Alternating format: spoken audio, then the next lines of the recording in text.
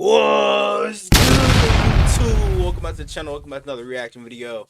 We got what happened to every 2,000-yard rusher. Let's check this out. In the history of the NFL, no individual single-season stat boy has Jamal been Lewis more celebrated. I feel like a than lot of running people forget back how breaking good the Jamal Lewis really 2,000-yard was, rushing bro. barrier. It happens very rarely, and when it does, it becomes a special moment for not just the player, but I wish the Saquon team, would have broke the fans, record. the city, and the entire NFL. Saquon Barkley is the most recent addition to this club after reaching the mark in 2024, and he was rewarded by being put on the Madden cover showcasing his most famous move, the backwards hurdle. That shit was tough. EA will do everything except make the game better. For this video, I thought I'd go back and look at every 2,000-yard rusher and see how their careers went after that peak season. As of the time of this video, 9 players in NFL history have made it into the illustrious 2,000-yard club. To start us off, we gotta go back to 1973. When OJ Simpson did what no one had ever done before. One of the most controversial This is players in easily NFL the history. craziest one. In an era where the game was more brutal physically, and with 2 less regular OJ season was a games dog, than though, everyone don't else get on me this wrong. list, OJ Simpson became the first player to ever eclipse the 2,000-yard rushing season. face He was mask, bro. 26 at the time. The following year was a surprising step back in production. OJ did play in all 14 games and did That's a lead the huge league in step back. carries, but he had way less yards, only amassing just over 1,100. Now, he did deal with a knee injury, and that was the big reason why he had that setback. And the following year would show everyone just how talented this guy was. Ferguson dumps it to OJ Simpson. Oh my gosh! Across the 30, across the 20, the 10. Nigga, bro, what was OJ's 40 time? What the fuck? How talented this guy was. Ferguson dumps it to OJ Phew. Simpson, and there he goes. Across the 30. Damn. Oh my gosh. That nigga was gone. Yo. He rushed for around 200 less yards, but he was a much bigger factor in the pass game, which led him to having 2,243 all-purpose yards, and almost double the amount of total touchdowns compared to that 1973 season. In some ways, this was a more impressive season than his 2,000-yard season. OJ went on to have one more season leading the league in rushing before injuries and age caught up to him, and his last season of pro football came in 1979 at the age of 32. When he retired, he was considered the greatest back of his era. Then, after a successful career in acting, this dude's life went drastically downhill, and now he's more famous for the most notorious murder trial of our lifetimes. I don't care what compared to nobody say, he did it. They want to say, well, if the glove don't fit, it must have quit. Have y'all ever thought about maybe he was smart enough to buy smaller gloves so it wouldn't fit? Have you ever thought about that? And the fact that this nigga was like jokingly, you know what I'm saying, doing this to the reporter said a whole lot about the situation. I don't care what anybody say, he did it. to what he did on the football field. For 11 years. Cause and OJ another Simpson another remained- reason, why did he try to run away? Why did he flee in a high speed chase if he didn't do it? only Like, come player on, to man. reach 2,000 rushing yards in a season. Then, in 1984, Eric he was Dickerson. joined by Eric Dickerson. Eric Dickerson easily has the most insane start to a career of any running back in league history. He first led the NFL in rushing yards Them as a goggles rookie. tough, Then though. he set the all-time record the following year, rushing for 2,105 yards. 1984 was just an insane year in the NFL. This dude did not win MVP because Dan Marino had the greatest passing season in NFL history, while this dude had the greatest rushing season in NFL history. After eclipsing 2,000 yards, like OJ, Dickerson had a down year by the standard he had set, posting career lows across the board. And like OJ, he bounced back the following season, rushing for over 1,800 yards. This meant that he had led the league in rushing 3 of the 4 seasons he played. He would lead the league in rushing one more time with a different team in 1988. And again, like OJ, this dude's career was derailed around the age of 30 due to injuries and just a decrease in ability. Luckily, his post-NFL career is not like OJ. Hold up. Dickerson God, hold was up. Go back. That nigga had 404 carries. Oh my gosh. I mean, it was a Luckily, rushing his league post-NFL back career then. is not like OJ. Damn. Dickerson was inducted into the Pro Football Hall of Fame in 1999 Tough. and is considered one of the all-time greats.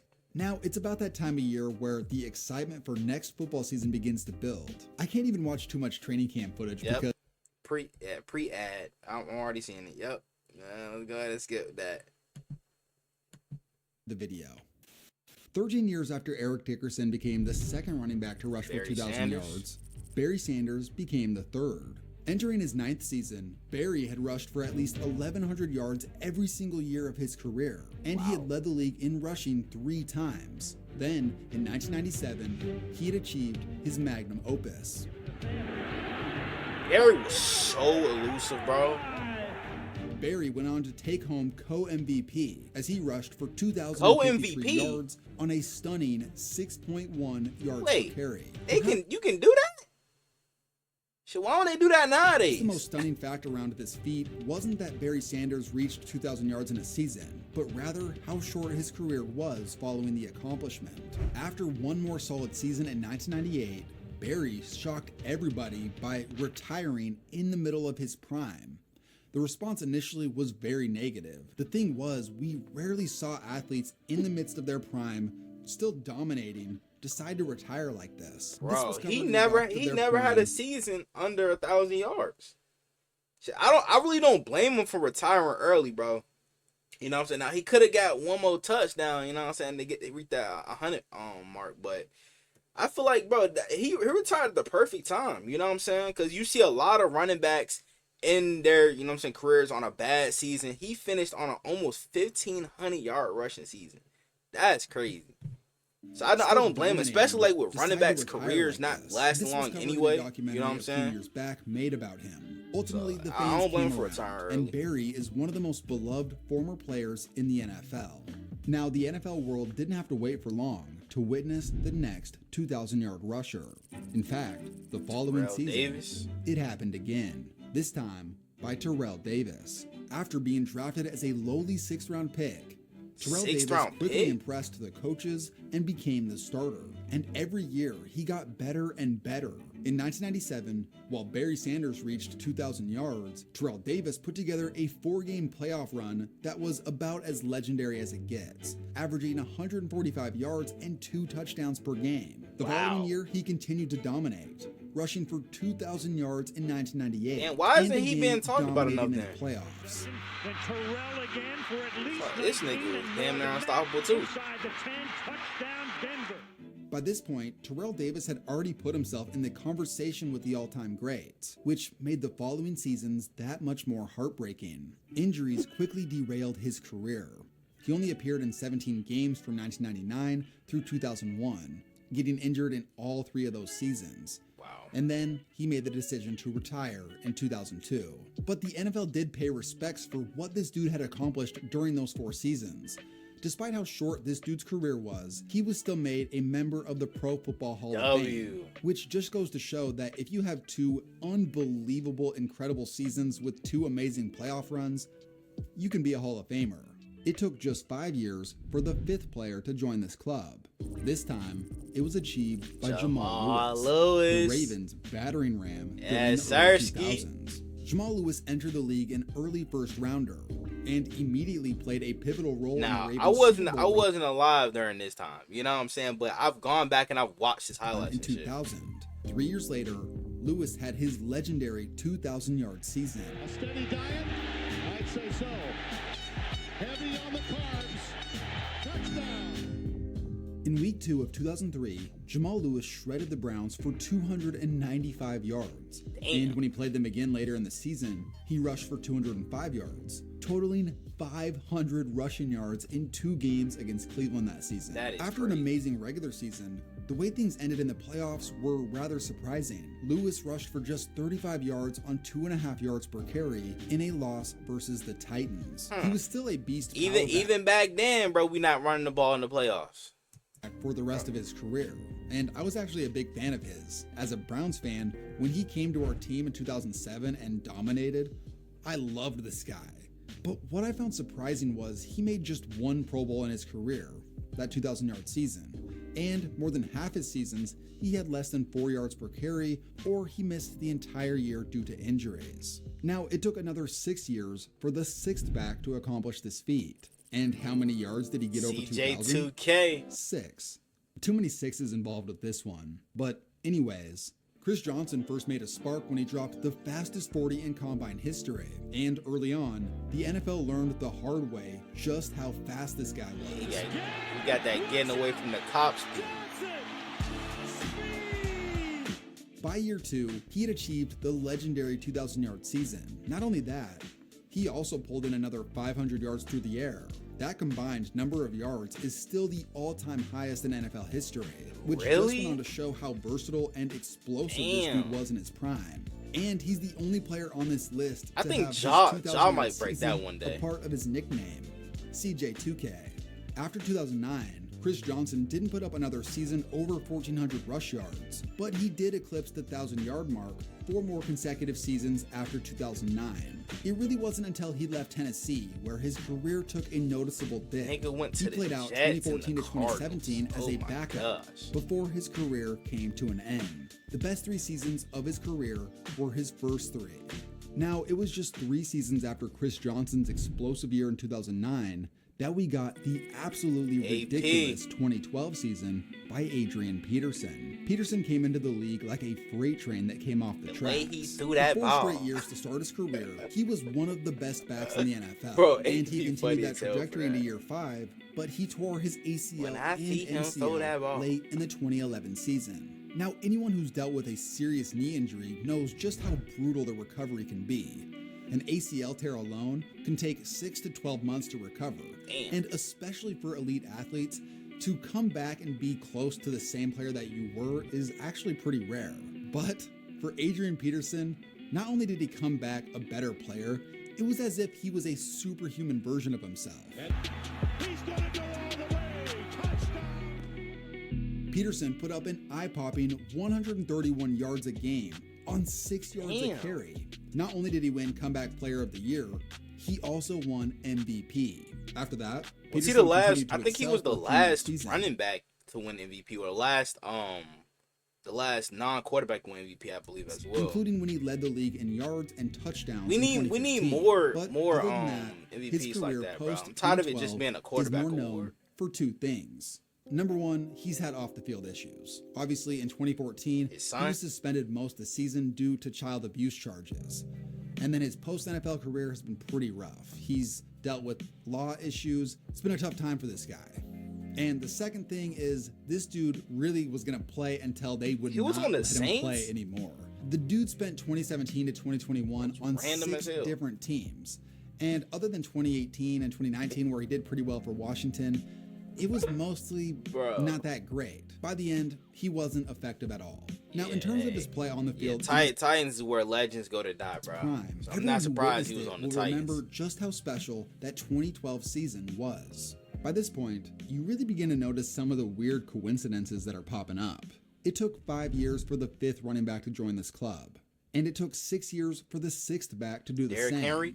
And crazy enough, Yes, sir. 8 years after Adrian Peterson's 2012 season, the 8th running back to achieve this feat was He Derrick Henry. almost did it In again last 2018, year. Henry had officially achieved superstar status after leading the league in rushing attempts, yards, and touchdowns. Then he put together that spectacular 3-game playoff Come run. on. This all set on, the bro. stage for that epic 2020 season. Breaking free, 20, off to the races. They won't catch him. I know the whole His rise from second round whole pick AFC that South some didn't think would cloud work when he out left. to the best back in the NFL was incredible. And in 2021, Henry was projecting to finish with another legendary season, but he got injured after 8 games. He was on pace for over 1,800 yards and 20 touchdowns. Damn. Due to Derrick Henry's size and just how much of a workload this dude had from high school through college and through the pros to His that high point, school numbers was people began insane. to wonder how much he had left in the tank. After all, being as big as he was and the physical nature of the way he played the game, you just had to wonder. And turns out, he was just getting started. After recovering from his 2021 injury, Henry led the league in carries again in 2022 and 2023, and he went on to have excellent Pro Bowl seasons in those years. Then, in one of the most anticipated signings of the 2024 offseason, Henry joined forces with Lamar Jackson in Baltimore, and this proved to be a deadly combination. Hersky. He's got 100 plus, and he's got his second Don't matter if he got locks or cornrows. With the best situation of his career, Look Henry at this, bro. This nigga had 1,900 yards and 16 touchdowns, along with Lamar throwing for 4K and almost rushing 4,000 yards in the process. Let that sink in. Oh my gosh, I cannot wait for this season, bro. at I the really age of 30 can. put up the highest yards per carry of his career, and he nearly became the first player ever to reach 2,000 yards for his second time. It's worth noting that it would have been done in a 17-game season, but still. Even after that amazing regular season, Henry was even better in the playoffs, averaging 135 yards a game and 6.4 yards per carry. I don't know why. Which makes it that much more I don't know why he didn't have more than 20 carries this game. heartbreaking that they didn't get him the ball more in that game versus Buffalo. Facts. Anyways, Derrick Henry is the first player in this video that's still active in the NFL. And at age 31, who's to say that he doesn't repeat and get his second 2,000-yard season of his career? After all, he's in the best situation of his career, and it seems like Father Time's not catching up to him yet, so I guess we'll see. Now, Henry may have fallen just short of 2,000 yards in 2024, but Saquon Barkley was able to pull it off in one of the most impressive seasons by a running back many of us have ever seen. Hits Barkley out of the backfield. Barkley slips two tackles and picks up the first down. Hey man, like this spin move right here was definitely overshadowed by that reverse hurdle. Oh my gosh. Like that set it up perfect for the reverse hurdle, bro.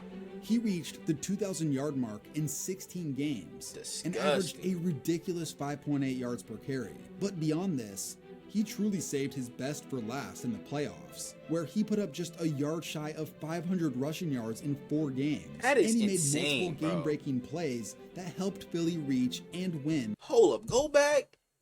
In back-to-back games against the Rams and the Commanders, he averaged damn near 8 yards a carry? Games, and he made multiple game-breaking plays that helped Philly reach and win the Super Bowl. I mean, not only did he have the yards and production, but he has the craziest play any of us have seen in recent memory with the backwards hurdle. And like Derrick That broke Henry, the internet this right dude there, proves bro. that it really matters who's around you as a team, because he was not doing this kind of production in New York. Giants He did had a have couple shitty good O-line, seasons, that's but why. nowhere near what he did in 2024. So anyways, Saquon is currently 28 years old. And alongside Derrick Henry, he's in one of the best situations in the NFL. As a fan of seeing history, I'm cheering for both of these guys to pull off the improbable 2,000-yard season for a second time. Get into the eye here. Henry, sweet spot. Oh, yeah, right come on. off the gut. Pretty stiff arm. Derrick Oh, Henry. never mind. Running for the end zone, he's in. Here's Barkley, a little shovel. Looking This for being an first play interception. from scrimmage was nasty, bro. First down. Barkley. Saquon. Touchdown. Holy shit. Hey man, shit. I wanna know what you guys think down comments below. Y'all let me know what other NFL videos I'm to react to. Without further ado, I'm out.